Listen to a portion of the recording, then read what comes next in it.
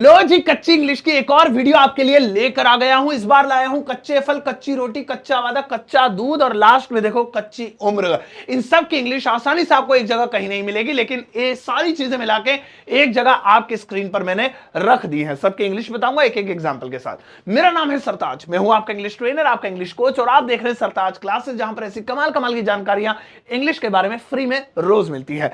आगे बढ़ने से पहले चैनल को सब्सक्राइब और पेज को लाइक कर देना।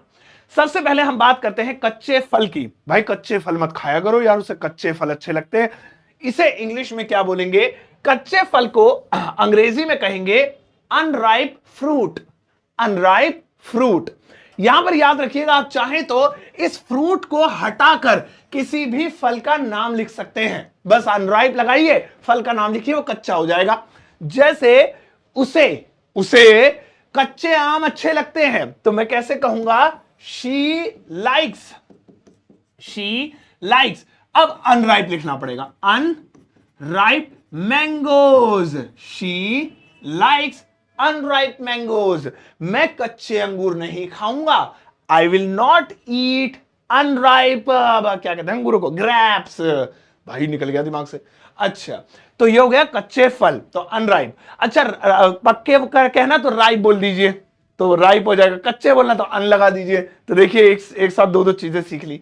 अब आता है कच्चा दूध। भाई कच्चा दूध क्या होता है? क्या वो भी पेड़ पे से टपक रहा होता है? नहीं नहीं, मतलब जानवर के से हम दूध हासिल करके उसको बिना उबाले या बिना उसको गर्म किए यूज करते हैं, तो वो कच्चा दूध हो जाता है।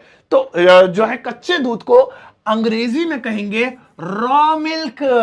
Raw milk. बड़ा खतरनाक सा लग रहा है सर, WWE वाला रॉ। चलो, रॉ मिल्क। जैसे जो कच्चा मिल्क होता है उसमें बहुत सारे बैक्टीरिया होते हैं, या हम गांव में कच्चा दूध पिया करते थे, ये वाला मजेदार है। तो कैसे बनाएंगे? We used to drink. हम पिया करते थे। क्या पिया करते थे? रॉ मिल्क, कच्चा दूध, इन द विलेज, गांव में। लो भाई, वो गांव की याद सी आ गई। तो हो गया। तो रॉ मिल्क आगे से याद रखना, उबाल लो तो फिर बॉइल्ड हो गया, नहीं तो रॉ हो गया। मम्मी रॉ मिल्क के बॉइल्ड कर दूं, मम्मी भी खुश हो, भैया मेरा बच्चा कितनी भयंकर इंग्लिश बोल रहा है, कच्चे दूध को ससुरा रॉ कह रहा है। आगे आता है कच्चा खाना। अब यहां पे आपको एक चीज समझनी होगी दोस्तों, पहले मैं आपको इसकी इंग्लिश बता देता हूं और फिर समझाता हूं। कच्चे खाने को अंग्रेजी में अनकुक्ड फूड बोलते हैं, लेकिन यहां पर एक सिचुएशन है। सिचुएशन यह है, अनकुक्ड उस खाने को बोलते हैं जिसको पकाया गया है लेकिन वो कच्चा रह गया है।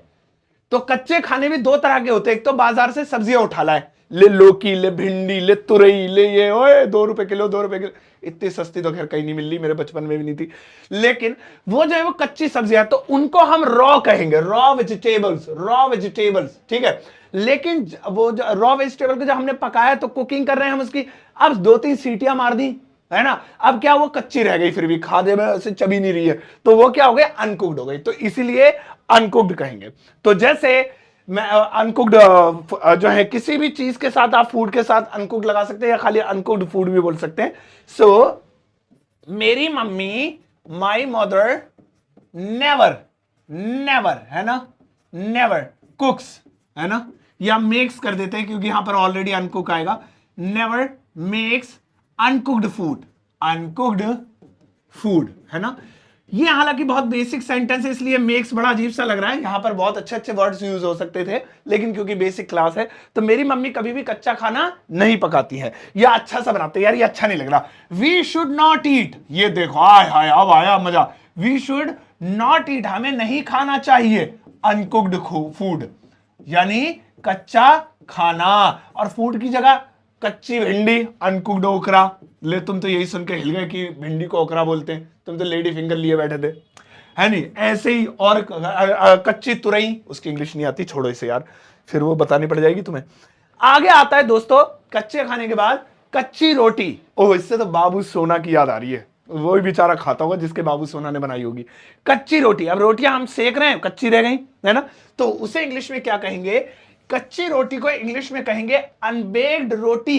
यहां पर एक चीज ध्यान रखना, रोटी के लिए अंग्रेजी में स्पेसिफिक कोई वर्ड नहीं है, क्योंकि रोटी यूनिवर्सल नहीं है, पूरी दुनिया में रोटियां नहीं बनती है। रोटी की फॉर्म सब जगह अलग अलग होती है। कोई ब्रेड कहता है ब्रेड की तरह होती है, कोई चपाती कहता है चपाती की तरह होती है। तो आप इसे कुछ भी बोलिए, चपाती बोलिए, रोटी बोलिए, ब्रेड बोलिए, डजंट मैटर। मेन ये कच्ची है तो अनबेक्ड है, बस इतना ध्यान रखना, अनबेक्ड रोटी। तो जैसे बाबू ने कच्ची रोटियां बनाई, अरे हाय बनाती हैं, ये लिखता ले बाबू, बाबू मेक्स है ना, कैसी रोटियां बनाती है बाबू, कच्ची, अनबेक्ड रोटीज, ले भाई बाबू मेक्स अनबेक्ड रोटीज, ठीक है ना, इसमें ईएस नहीं लगेगा क्योंकि ये रोटी हिंदी का वर्ड है, कभी तुम दिमाग लगाओ। अच्छा तुम उधर छोड़ो, ये देखो अनबेक्ड तो कच्ची, ऐसे ही आप बोल सकते हैं मेरी मम्मी कभी भी कच्ची रोटियां नहीं पकाती हैं, my mother never makes unbaked rotis, different type of sentences you can translate. Next one, कच्चा मकान, है ना, हालांकि बचपन में मैंने किताब में पढ़ा था कच्चा हाउस भी बोलते हैं, बट यार कमाल की बात यह है कि वो बोलते हैं लेकिन इंटरनेशनल तौर पे देखिए क्या बोलते हैं, कच्चे मकान को अनमेटल्ड होम बोलते हैं। ऐसा लग रहा है इसमें मेटल नहीं डाला गया, लोहा पिघला पिघला के नहीं भरा हो, मकान भले ही ईंट पत्थर का बेचारा, लेकिन उसे कहेंगे यही अनमेटल्ड होम, ठीक है। तो मेरे गांव में बहुत सारे कच्चे मकान हैं, तो कैसे बोलेंगे, देयर आर मेनी, बहुत सारे हैं, अनमेटल्ड होम्स, घर, एक से ज्यादा है तो ऐसे लगा दिया, इन माई विलेज, ये लीजिए हो गया, तो क्या हो गया, अनमेटल्ड होम, ठीक है। तो कच्चे मकान को अंग्रेजी में अनमेटल्ड होम। अगला आता है कच्ची सड़क, भाई कच्चे मकानों की तो कच्ची सड़क होगी, कच्ची सड़क को इंग्लिश में, ओए भाई अनपेव्ड रोड, ले भाई अनपेड लिख देते कि लोगों ने पैसे नहीं दिए चंदा इकट्ठा करके इसलिए कच्ची रह गई, तो पेड नहीं पेव्ड, अनपेव्ड रोड। तो मैं कह सकता हूं कि जो है मेरे इलाके में बहुत सारी कच्ची सड़कें हैं, तो मैं कह सकता हूं, हालांकि देर से बनाएंगे तो अच्छा लगेगा लेकिन बेसिक स्ट्रक्चर है तो माई से शुरू कर देता हूं, माई एरिया हैज मैनी, है ना, मैनी, मेरे इलाके में है बहुत सारी अनपेव्ड रोड्स, बहुत सारी कच्ची सड़कें, या कच्ची सड़कें एक से ज्यादा है, या फिर ऐसे ही बना सकते थे, there are many unpaved roads in my village, अलग अलग तरीके से। कुल मिला के मेन मुद्दा ये याद कर लो और कोई मुद्दा ही नहीं है। अब आता है अगला वाला दोस्तों, कच्चा वादा। वादे भी कच्चे होते हैं, बताओ, एक होता पक्का वादा, भाई साहब टूटेगा नहीं, ले कुछ भी टूटा पेंट फट जाए पर वादा नहीं टूटेगा, एक होता कच्चा वादा, ले अभी क्या अभी तोड़ दिया। तो कच्चे वादे को अंग्रेजी में एम्प्टी प्रॉमिस कहते हैं, क्या बोलते हैं, एम्प्टी प्रॉमिस। वैसे तो एम्प्टी का मतलब होता है खाली, है ना, इसका मतलब ये होता है ना खाली, लेकिन कच्चे वादे को भी खाली वादे को इंग्लिश में खाली वादा बोलते हैं, इंग्लिश में कच्चे वादे को।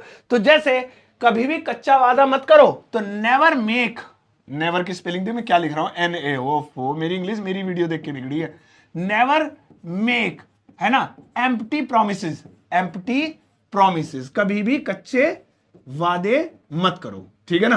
तो you always make empty promise, तुम हमेशा कच्चा वादा करते हो। तो इस तरह से आप कच्चे वादे को याद रख सकते हैं जो बड़ी आसानी से तोड़ दिए जाते हैं।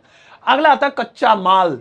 अब ये क्या है, हालांकि कच्चे माल को आप रॉ मटेरियल बोल सकते हैं और बोलते ही हैं, कारखानों वगैरह में देखे रॉ मटेरियल खत्म हो गया जी वगैरह, ठीक है वही बोल सकते हैं। लेकिन एक और सुनिए, कच्चे माल को आप इंग्लिश में गुड्स बोल सकते हैं, गुड्स। अब होता क्या कच्चा माल, पहले समझ लो। कच्चा माल मतलब किसी मटेरियल को बनाने में काम आने वाली चीजें जो अभी अलग अलग है, अभी उन्हें असेंबल नहीं किया या उन्हें जो है क्या नाम है अभी उनसे चीज बनी नहीं है, तो वो कच्चा माल होता है, उसे गुड्स कहेंगे। यहां ध्यान रखिएगा, अगर इसका एस हटा दें हम तो ये गुड हो जाएगा, इसका मतलब होगा अच्छा, वेरी गुड। लेकिन इसी में एस लगा दें तो गुड्स। तो जैसे कच्चा माल ट्रकों से आएगा तो कैसे बोलेंगे, गुड्स विल बी ब्रॉड, यानी कच्चा माल लाया जाएगा बाय द ट्रक्स, है ना, ट्रकों द्वारा। लो कितना बढ़िया। तो भैया कच्चे माल को। अब आता है कच्ची उम्र। कच्ची उम्र को किससे बोलते हैं, कम उम्र को, छोटी उम्र को कच्ची उम्र बोलते हैं। वो तो कच्ची उम्र में ही शादी कर ली उन्होंने, तो ऐसे ही बोल देते लोग, भाई साहब कच्ची उम्र से इंग्लिश बोलने लगा बच्चा। तो मतलब अलग अलग तरीके से लोगों को आपने बोलते हुए सुना होगा। अब क्या बोलेंगे सुनिएगा, कच्ची उम्र को अंग्रेजी में बोलेंगे टेंडर एज। ओए पता है मुझे क्या याद आया, मुझे लगता है कच्ची उम्र यानी छोटी उम्र को टेंडर एज और बड़ी उम्र को tender as. Only legends can understand. अच्छा, तो टेंडर एज।